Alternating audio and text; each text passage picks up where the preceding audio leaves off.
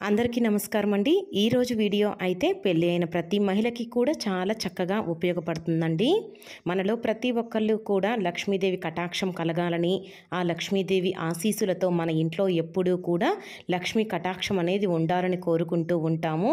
కానీ అందరికీ ఆ అదృష్టం అనేది లభించదు కదండి. మనలో కొంతమందికి మాత్రమే లక్ష్మీ కటాక్షం అనేది కలుగుతుంది. కానీ మనలో ప్రతి ఒక్కరికి కూడా లక్ష్మీ కటాక్షం కలగాలంటే లక్ష్మీదేవికి ఎంతో ఇష్టమైన శుక్రవారం రోజు మనం ఈ విధంగా ఇంటిని ఉంచుకున్నట్లయితే లక్ష్మీదేవి కటాక్షం అనేది మనకి తప్పకుండా లభిస్తుందండి. లక్ష్మీదేవికి శుభ్రత అంటే చాలా ఇష్టమండి. అందుకోసం పెళ్ళి అయిన ప్రతి మహిళ కూడా ఇంటిని ఎప్పుడూ కూడా నీట్గా ఉంచుకోవాలండి.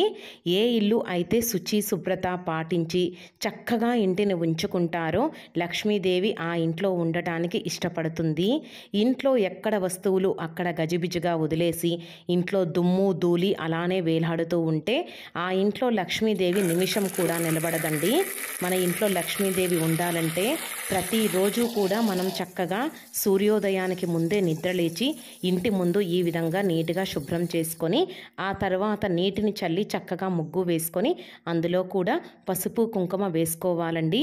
తెల్లవారుజామునే ఎందుకు నిద్ర లేవాలంటే తెల్లవారుజామునే లక్ష్మీదేవి వీధుల్లో సంచరిస్తూ ఉంటుందని మనకి పురాణాలు చెబుతున్నాయి కదండి.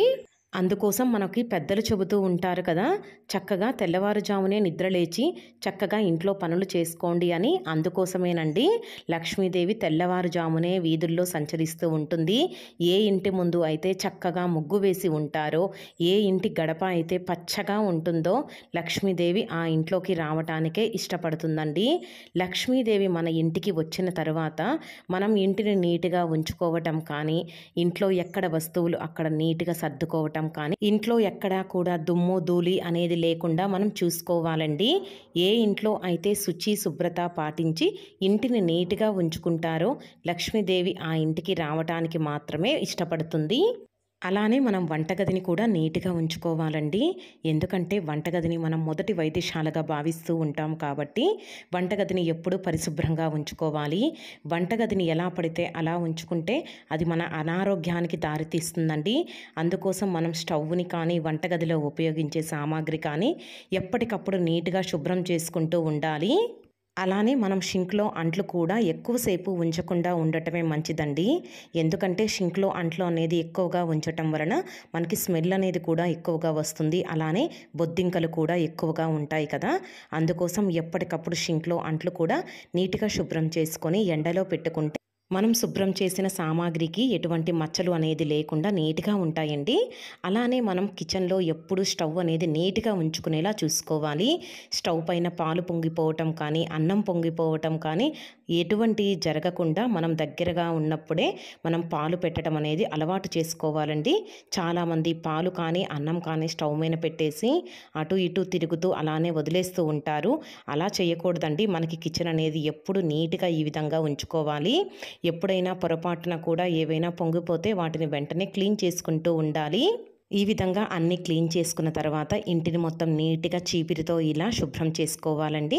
శుభ్రం చేసుకునేటప్పుడు ప్రతి మూల కానీ ఇలాగా ఏమైనా సామాగ్రి మనం అడ్డంగా ఉంటే వాటిని కూడా నీట్గా ఈ విధంగా పక్కకి అని చాలా శుభ్రంగా మనం ఇంటిని శుభ్రం చేసుకోవాలి. ఇంటిని శుభ్రం చేసుకునేటప్పుడే మనం ఫ్రిడ్జ్ కానీ డోర్లు కానీ అన్నీ ఒకసారి క్లీన్ చేసుకుంటూ మనం చక్కగా ఈ విధంగా చీపిరితో ఇంటిని శుభ్రం చేసుకుంటే మనకి ఎటువంటి దుమ్ము అనేది ఉండదండి. ఆ తర్వాత మనం ఇంటిని శుభ్రం చేసేటప్పుడు నీటిలో ఈ విధంగా రాళ్ళ ఉప్పుని ఫినాయిల్ని వేసి చక్కగా శుభ్రం చేయటం వల్ల మన ఇంట్లో ఎటువంటి నెగిటివ్ ఎనర్జీ అనేది ఉండదండి. మన ఇల్లు కూడా ఎప్పుడు మంచి సువాసన అనేది వస్తుంది. ఈ విధంగా మనము చక్కగా ప్రతిరోజు కూడా ఇంటిని శుభ్రం చేసుకుంటూ ఉండాలి. అలానే మనం నిత్య పూజ చేసేటప్పుడు ఇంటిని మొత్తం నీట్గా శుభ్రం చేసిన తర్వాత మాత్రమే నిత్య పూజ అనేది చేసుకోవాలండి. చాలామందికి పూజ గది అనేది సపరేట్గా ఉండదు కాబట్టి పూజ గది సపరేట్గా ఉన్నవాళ్ళు మాత్రం పూజ గది వరకు శుభ్రం చేసుకుంటే సరిపోతుందండి.